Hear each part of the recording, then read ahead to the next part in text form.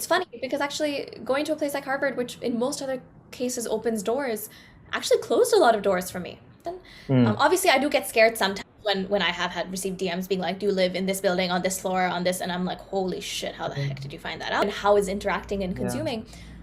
But there's a very fine line between the person and the persona yeah, and the human and the human brand. And so that has become a little murky, honestly, over the past few months. And yeah, part of me sometimes I'm like, I'm doing so much to fuel Avanti Nagral, the brand. And now I see it because I have a team and we're all working toward that yeah. brand, not necessarily for me, the human. But it's like, well, I need to take care of the human also. So Hi, everyone, and welcome to our podcast. Today, we have a very special guest, Miss Avanti Nagral. Avanti is a singer songwriter, lifestyle content creator with an online following of over 3 lakh individuals. She has pursued a dual degree at both Harvard University and the Berklee College of Music. She performs at various venues across India, the United States, and Southeast Asia. She has spoken and performed at TEDx conferences. She works with educational organizations, non-profits to create awareness for various causes. And by doing so, she has become an inspiration for thousands across this country. We are so happy to have you with us today. How are you doing? I'm doing well. Thank you so much for having me. Super excited to be here. And thank you for having this conversation. It's great to have you here, Avanti, and there's a lot of different things we want to essentially poke your brain about. And I think to kick things off, as I see it, looking at your journey and looking at your story, there's I think two major threats to your life, and tell me if you disagree. But one of them is music, and the other is making a social impact when it comes to health.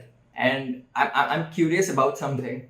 I think with music, I think your journey began at like, I remember you sharing a story about like you were age 6 and you went to your parents and you were just like, I choose music, if I'm not mistaken. But my curiosity is music to sahi, but how did you get interested and how did you get passionate about psychology and about global health? Firstly, I appreciate you having done your research and seeing what some of the other things are. I was exposed to music very early on, and my parents also. I felt fortunate that they exposed me to a lot of things when I was little, and I think I naturally gravitated toward music. And profound 6-year-old said, "I choose music."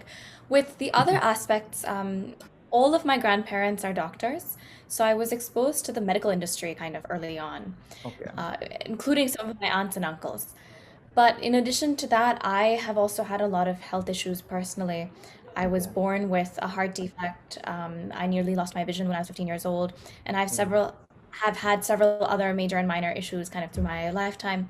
And I realized that I was lucky enough to have access to care yeah. in a way that a lot of people don't, right? And Mm, especially when I moved to India when I was 9, I saw the inequities in that access even more. And so I mm, think when you see that at such a young age and when it's something you personally go through and you see other spaces where other people don't have the privileges that you do, um, it gives you a different perspective. So it was always something that I deeply cared about and wanted to impact in some way, right? So when I was much younger, the way that I thought I could help was my hair, as you can tell, grows pretty mm, long, pretty fast.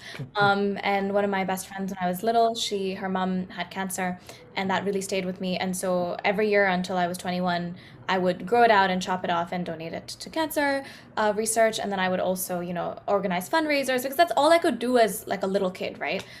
Which is like, okay, this is mine. So what can I do with me? Then the older I got, then I realized, okay, you can actually mobilize people around you.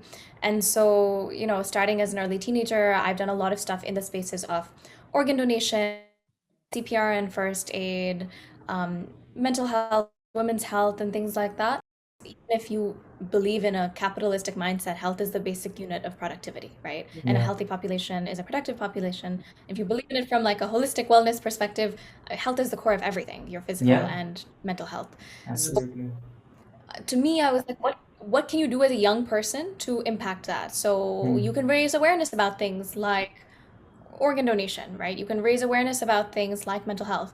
You can learn basic skills like CPR and first aid. I believe that those should be taught as much as we emphasize how to learn how to swim or how to learn how to do other random things we do in school. And I always knew, even as a teenager, that I wanted to do something that was at the intersection of,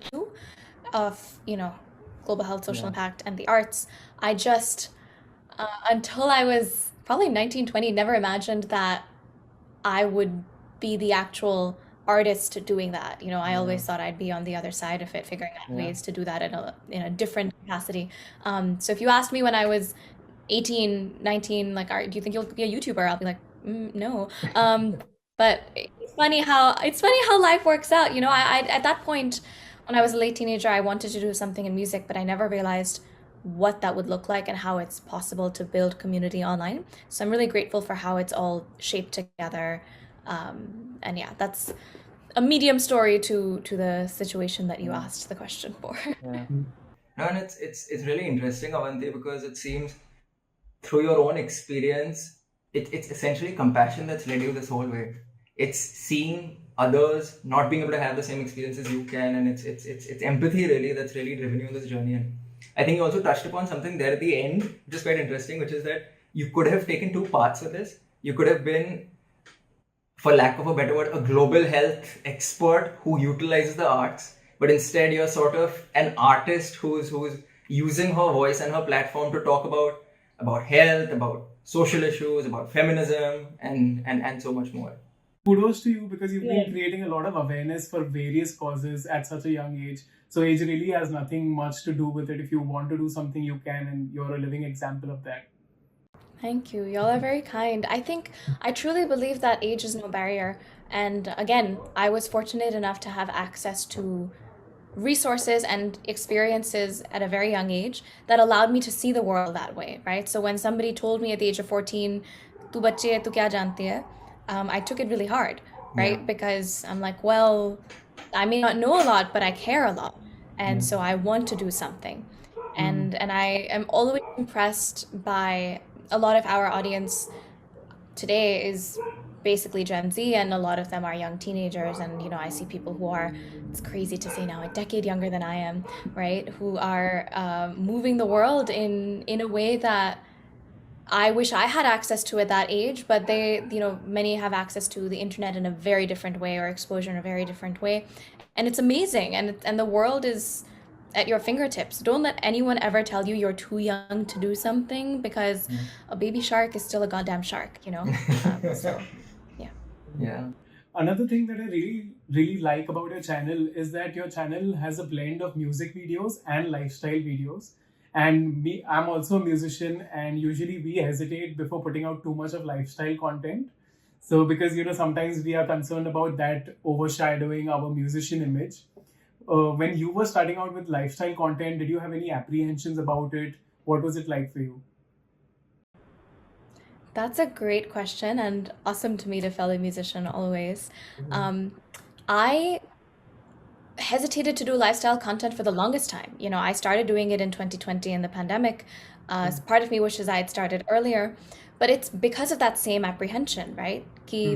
Oh, you're not a real musician anymore because you do blah, blah, blah. Or it takes away from this musician's image and brand that you are creating. But I think two things happened for me. One is, at the start of the pandemic, I was already a professional performing artist. I've been performing for a number of years, and I released a couple original songs and the like, but instead of being able to go on tour, we were sitting in our homes stuck for 8 months. And I was really, really craving the community that you get when you perform live and the human interaction. And I wasn't getting it, right? We had some shows, but they were all on Zoom, and it's not the same thing. So I was like, you know what? Why don't we build community online? What I've realized is that particularly the young Gen Z consumer, they don't care about the mystery and the facade of the brand anymore. They want to know the whole you, right? And if they know you as a person, as a friend, as an older sister, whatever it might be, and they get invested in you as the person, no matter what you do, they will be there and they will support, right? And having all these other things is an added bonus. I'm fairly intentional about making sure that the musician aspect of it is still front and center, in terms of how frequently we release or how frequently we share musical content or, all of that. But I don't think they're at odds anymore. If anything, if someone has come to discover me from a video with my grandmother talking about sex and sexual health, that's awesome. They're already coming in primed with something where they know this person cares about these things. And then they come across a song of mine that talks about gender equity and consent. Yeah. They might be even more invested. And we've seen that happen, because it's no longer just the output of a musician who is just sharing the music. For me, this has always been the case, but I've only been able to realize this in a meaningful way in the last year, where releasing the music is only the first step. Because all the other work that needs to be done after, the conversations, the impact, right? If you're talking about something that's difficult, making sure that there are resources available for your community, all of that is kind of where I see it happening as well. So it's hard because as you probably know, being a musician is a full-time job. Being a creator is a full-time job, and I feel like I'm managing two full-time jobs, which luckily happen to benefit one another, so it's all good. But it is a lot to manage right now. No, I completely agree with you, and it's also quite relatable because I've also recently branched out to podcasting. And what I feel is like there's more to every individual than just their music. So this is a different medium for me to express myself, and I feel the same about you and your content with lifestyle and everything on your channel. Yeah. People have a tendency to put us into like discrete buckets where either you're this or you're that.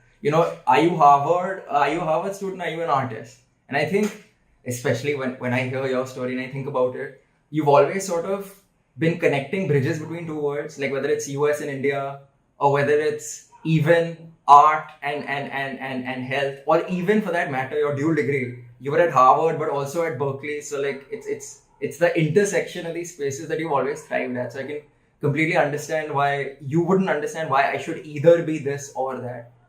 I feel seen. Thank you for for mentioning that. No, truly. You're too kind, Avanti. Although, since we have touched upon your other content, there's one thing I find really interesting about you, which is that you've pretty much been an open book about your life online in a lot of ways. There's a lot of your personal life that you've put out there, whether it's conversations with your grandmother, whether it's your boyfriend, whether it's your own experiences.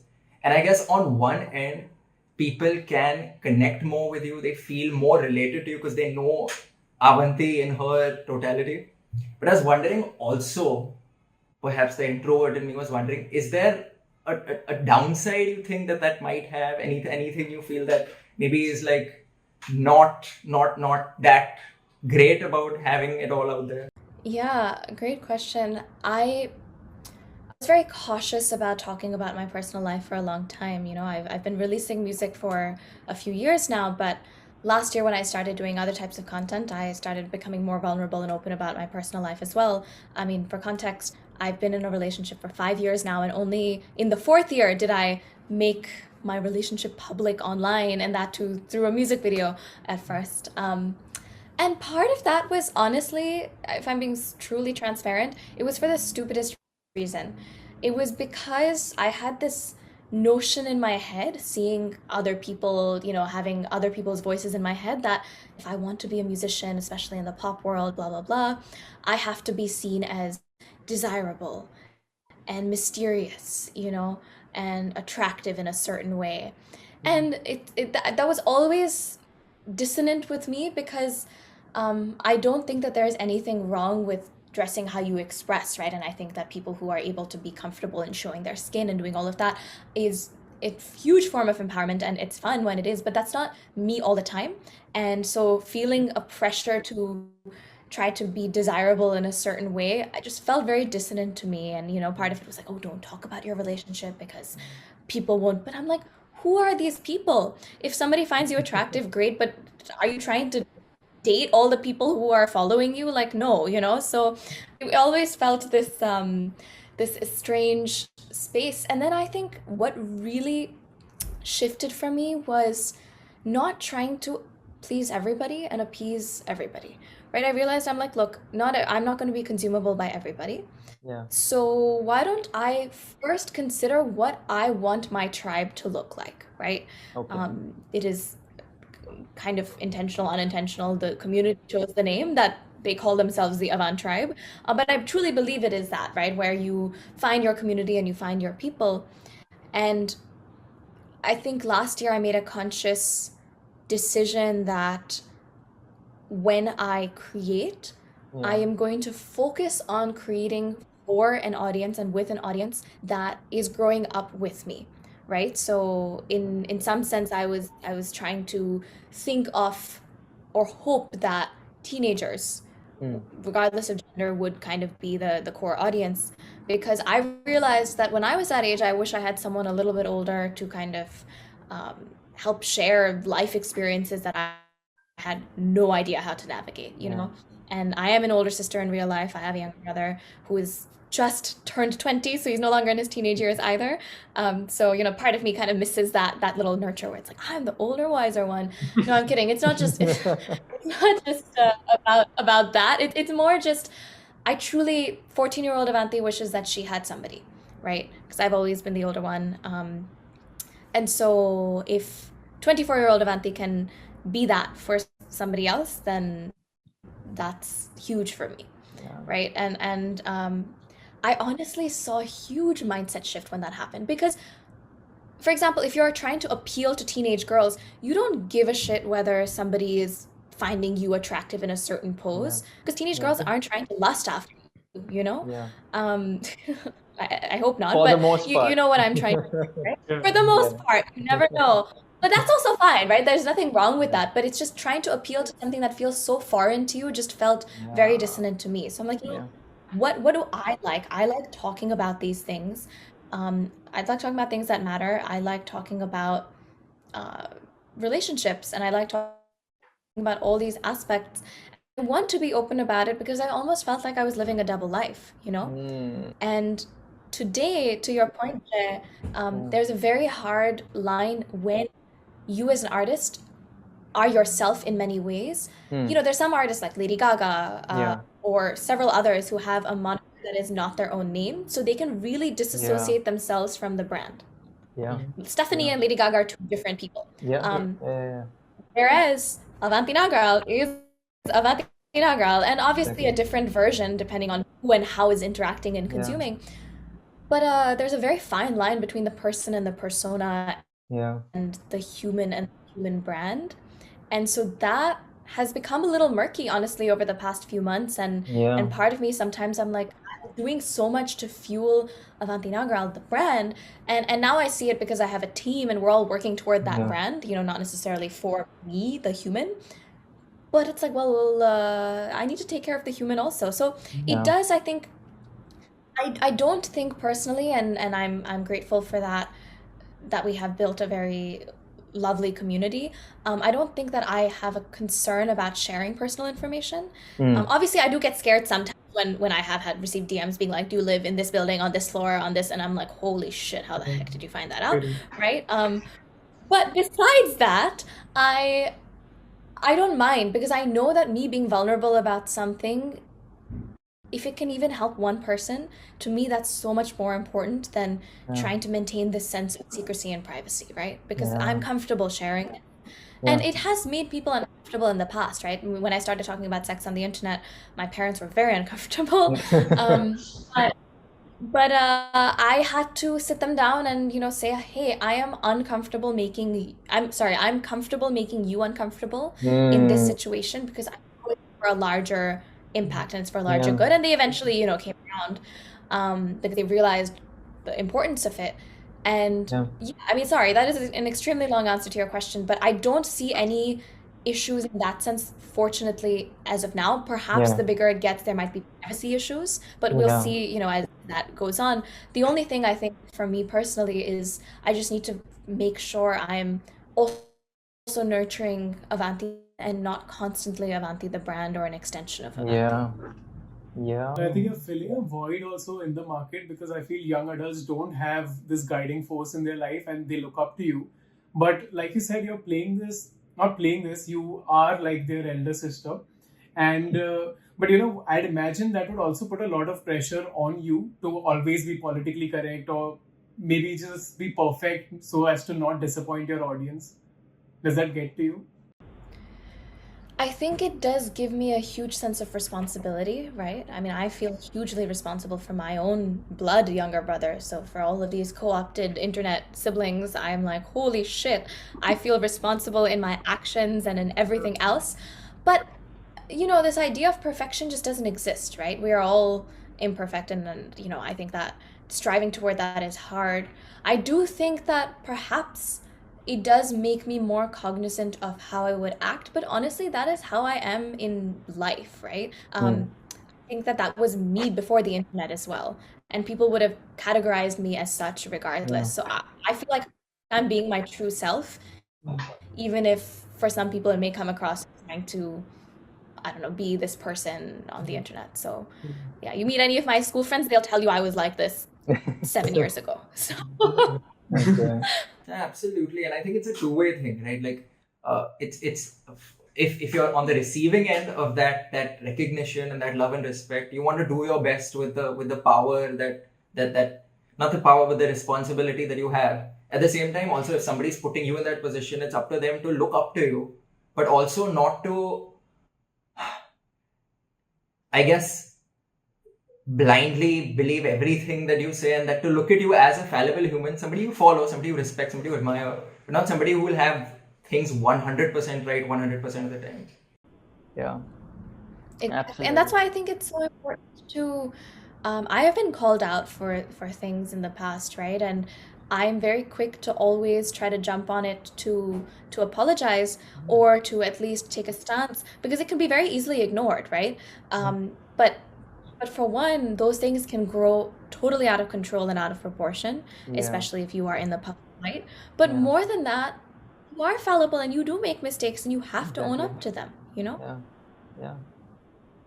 And it's really mature of you to talk about it that way, Avanti. And again, like, I mean, if I zoom out and I look at your journey again, you've gone from strength to strength. I think you've really dealt with all of this with a lot of grace. And I think grace would be the right word. And I'm just curious, while the journey from afar looked really great, from your initial videos to when you started making those initial Harvard videos, and then your EP and so on and so forth. But I'm wondering, in this entire journey, has there also been a moment where perhaps you felt like it was a low point, perhaps you felt like giving up for a moment, maybe any low points which then you later bounce back up from?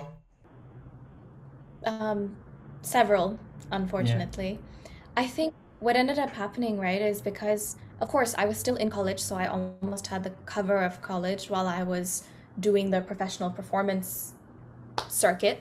But it felt really, there were lots of low points. The thing about the creative industries is there's no set path, and there is no, I do this, I get a promotion, I get a bonus, I get a blah, blah, blah, like you do in the corporate world, Yeah. right? They're what I call pipe industries. Many other industries are ladder industries where you can have a step-by-step approach. What often happens in pipe industries is you're either at the top or you slide at the bottom, right? And there's very little in the mid zone unless you diversify. Yeah. And so I think it was always very hard because parts of me used to feel like time was running out, right? Because we always see, especially in the music space, pop music space, or just generally, the more youth you have on your side, the more desirable you are, or the better it is, right? And sometimes things don't work out and you get rejected for reasons that are outside of your control. I've been rejected from several auditions, opportunities, and at this point now, when you have so much public attention on you, when things don't do well, people notice, right? And so it's not just you feeling shitty about it, it's other people also being like, oh, so blah, blah, blah. And I just think you have to take it in your stride and realize that it's never going to be a linear upward trajectory. It's going to be ups and downs and ups and downs. And if you're not ready for that, then it may not be the right space for you.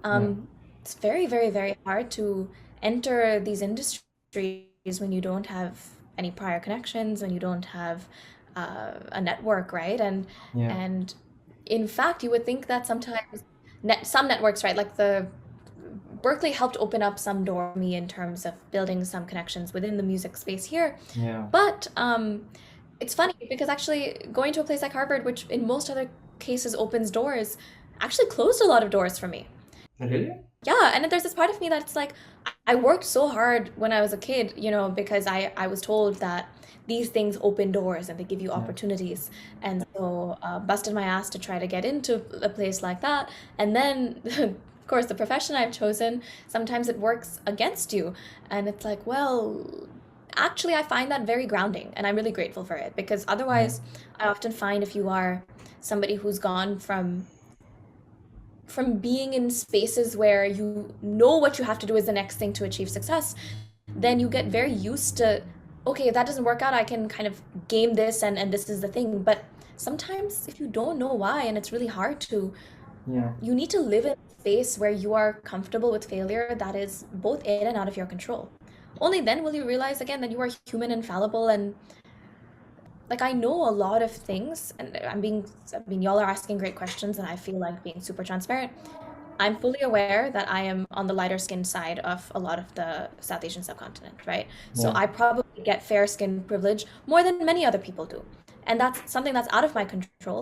But what is in my control is acknowledging it and figuring out ways that that does not enter my spaces or spaces that we move through, where that Yeah. still becomes a space that is seen as superior, you know? Yeah. Class privilege, education privilege, access privilege, Yeah. right? All of these things. And so that way it was extremely important to me to talk about like education and stuff on the internet because it's not this big secret. It's because Yeah. I've had the exposure that I was able to learn about these things and work toward them. Yeah. So if other people are given those same set of resources and information, Hmm. opportunities will exist for them too, Exactly. you know? Avanti, earlier on you mentioned that the creator industry is a pipe business and we constantly see ups and downs. I've also gone through this, when my numbers would go up, I'd be like, oh, I'm doing very well. And suddenly when I'd lose followers, I'd be very demotivated. And then I realized that if I start basing my happiness on numbers, it's going to be very toxic for my mental health.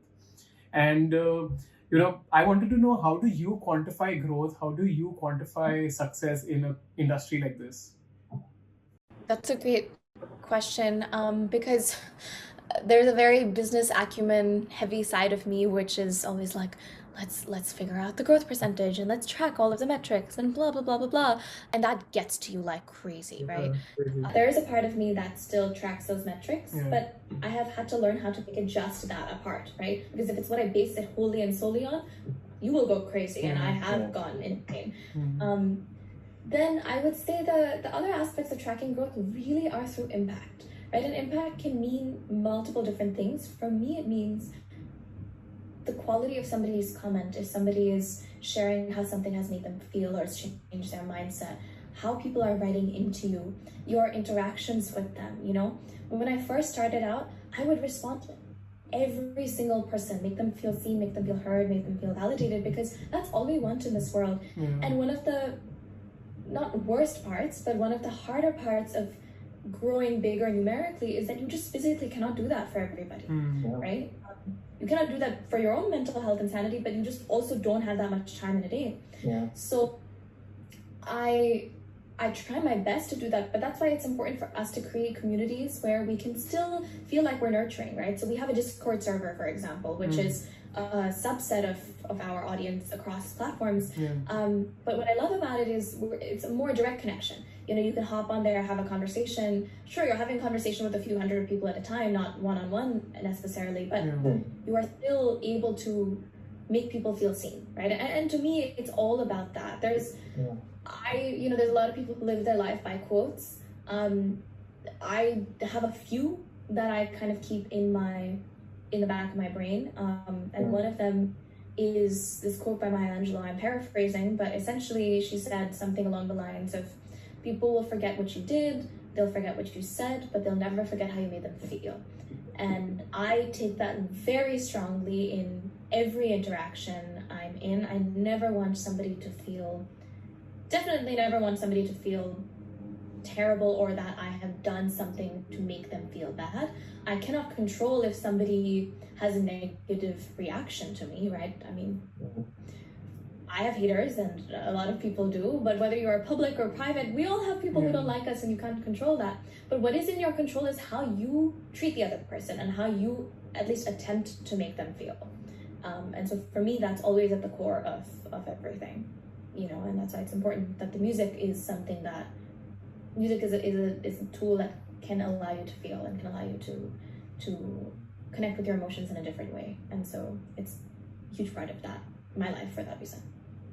Yeah, and I'd also imagine the kind of, the feeling that you get after you've empowered someone through, say, a song or something of that sort is unparalleled.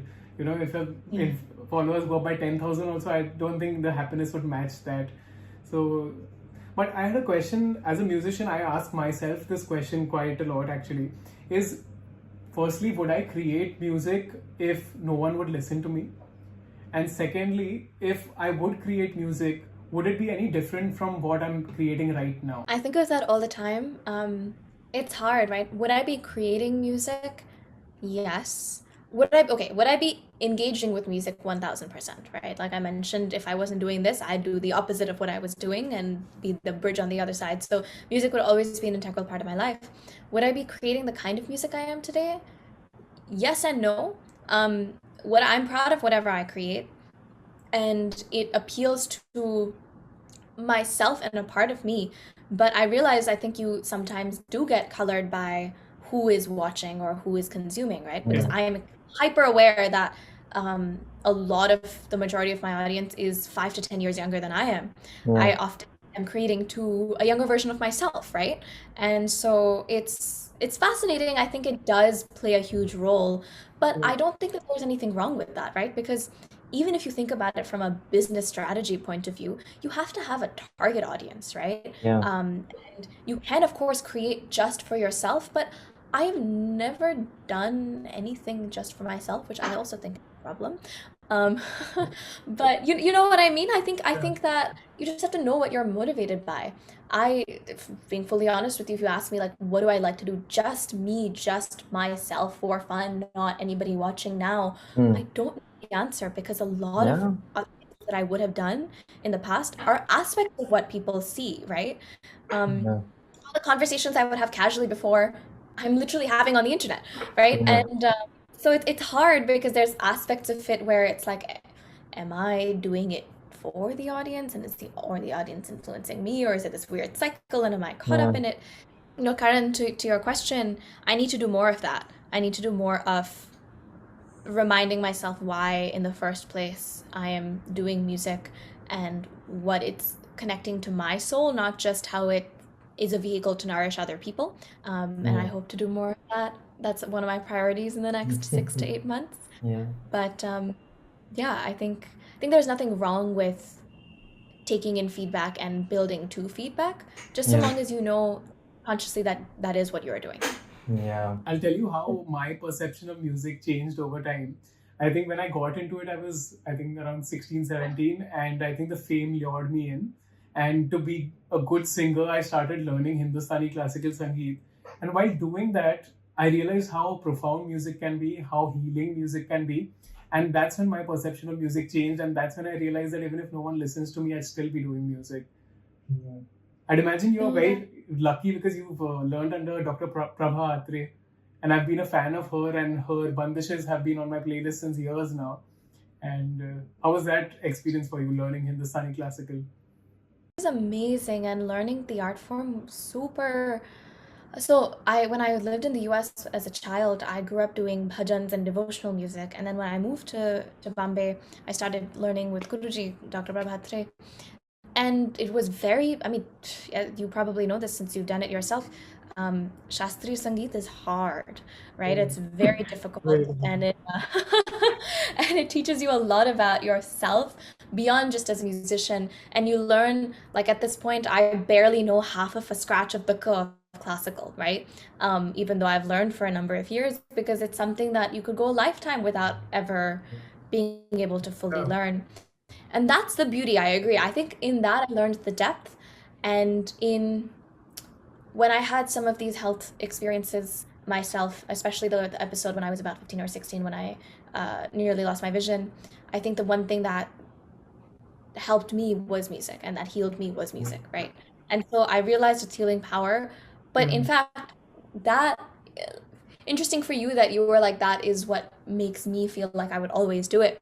That also made me feel like I would always do it, but that transformed for me, like, I don't want to just do this for myself, because if it can do this for me, then imagine what it can do for so many other Right. people. Right. Yeah. And so it became this larger kind of piece as a result. Yeah. Totally. Yeah. I think definitely there's something to there being a community aspect to music, because I mean it doesn't make sense how it would have evolved otherwise. Like it really it's if you go to communities that are more for lack of a better word primitive, or they live in a different way than modern society, music and dance is still very much a part of it. It's something that's really deep down that we share with one another, for sure. Yeah, I think that's a really academic way to look at it, and I'd like to segue that into another question, which is kind of academically related. So you have graduated from Harvard, and Harvard undoubtedly is super prestigious academically. It's the school for many people that they aspire to go to. But what I'm going to do is I'm going to ask you an unintuitive question about Harvard, which is, what's been your biggest non-academic learning from Harvard? Most of my learning there has been non-academic, to be honest, Yeah. because what a place like that does, I mean, there have been amazing classes, amazing professors, don't get me wrong, like I've loved those experiences. But I think what a place like that does is because of the way that their selection process works, it attracts a number of people from different walks of life that you would never have met in your life. And to me, it was always about the people, right? Some of my closest friends are from Iraq and Montana and Israel, and places that I would never have built deep, strong friendships and connections with, or people who grew up very different than me, right? I grew up in an upper middle class family with a very stable household, whereas people had parents who were drug addicts, and siblings who were shot and killed, and grew up extremely poor and in very different situations and circumstances, right? Or religious backgrounds that are different. And so I think for me it was that you could be put into an environment with people who typically would never have met, and you can find humanity with one another and still be in an environment that nurtures. What I loved about college, and at Harvard specifically, is when I was in school, I went to a good school that was fairly competitive, and Yeah. it was hard because it felt competitive, right? Even though not everybody wanted to go abroad, everyone still was in competition with one another, and it felt like we were all working toward the same outcome. Whereas at a place like Harvard, someone else is doing astrophysics, I'm trying to do creative work, like we don't have to compete with one another. I really found your point about non-competitiveness interesting, because I think you've kind of then gotten the Harvard ethos into what you're doing with content creation as well. Because Avanti, you don't treat this like a zero-sum game. You're so forthcoming with acknowledging creators you like, dropping your posts there, dropping comments there. You're not looking at it particularly competitively, and I think that's lovely, because it's not a zero-sum game. I think you said earlier, like we can make the pie bigger. It's not like the pie is going to stay the same size and we all have to fight for slices. Totally. I love how in tune you are. It makes me feel very seen. Thank you with with what I share. But I agree completely. And as we're recording this podcast, I'm in LA right now, and it's my first time being here as an adult. And I've been here for a week now with my manager, and we've been going to different meetings. And what's been fascinating to me is places like this are awesome, but at the same time, it feels like people are still hiding things and being competitive, and because a lot of people here are in the entertainment space. And I'm just like, you know what? It really doesn't have to be. Like, the bigger this gets, the better it is for everyone. And I especially see this, honestly, I see this a lot of these East and South Asians across the world, right? Within India and the Indian subcontinent and the diaspora globally, right? It feels like उसने किया तो मैं नहीं कर सकती, or like they've taken up my spot. But if there's only one spot to fill, we're never gonna grow, damn it, right? We're never gonna be as respected as the Latin music industry, or able to build something like that. We're gonna build a K-pop industry, but we cannot, because everyone's like, मुझे वो indie वाला slot नहीं मिला, or like I am the indie female artist who should be singing in English and Hindi, and that's all. And so if there's somebody else, I hate her. You know, Yeah. it's like, bro, no. I guess with that, we can bring our conversation today to a close. Thank you so much, Avanti, for being on our show. I had a lovely time chatting with you. I'm sure Karan did as well, and I'm sure the thousands of viewers watching this as well have learned a lot from you, have hopefully seen a different side of you. And before you leave, are there any parting words you have? I'm just really grateful that I've been able to share this space with you and have this conversation with both of you. And thank you for the time to doing the research and the work to this, or alternatively for following along closely with the journey, because it means a lot. And I really, really, really enjoyed this conversation, and you had me think about things that I have not had to think about in a while. So I'm truly appreciative of that, and I'm looking forward to checking out your music, Karan, as well. And I'd love for us to Of meet course, when you're of back to course. Bombay. yeah, no, 100%. Would love to hang out. We can figure something out. And Yeah. sending you both the best wishes, and to everybody listening in or watching, make sure you subscribe to this podcast. You know, if you're watching this on YouTube, like, share, comment, all of that great jazz, because you are going to get some incredible, insightful conversations. So don't miss out on them. And thank you so much for watching. My name is Avanti Nagral. You can find me anywhere, and you can find these two in this space as well. Okay. Okay, I guess in which case my outro is done as well. Thank you so much, Avanti. Thank you so much, viewers. If you found anything insightful, do let us know in the comment section below. Like Avanti said, hit the subscribe button if you are interested in hearing conversations like this. Hit the bell icon if you would like to know when we post a new video. And we will see you all really shortly in another video. Thank you so much. Bye-bye.